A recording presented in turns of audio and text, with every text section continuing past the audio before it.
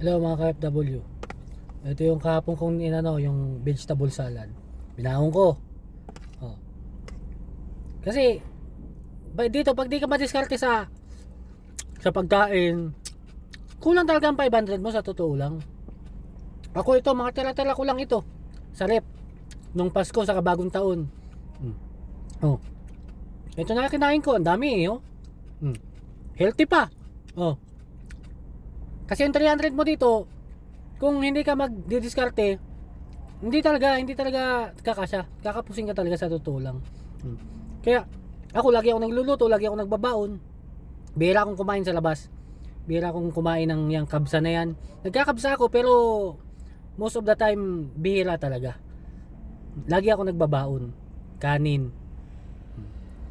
Yan, ganun lang gawin nyo. Wag yung ano yun yung ano. Talagang sabihin ko sa inyo mapapagastos kayo ng mapapagastos. Sabihin nyo wala na kayong pera. Yung 300 kulang na kulang. Magluto kayo, magdiskarte kayo.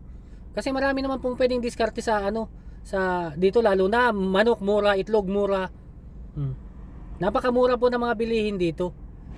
May bat pero mas mura pa rin sa totoo lang, mas mura. Ano?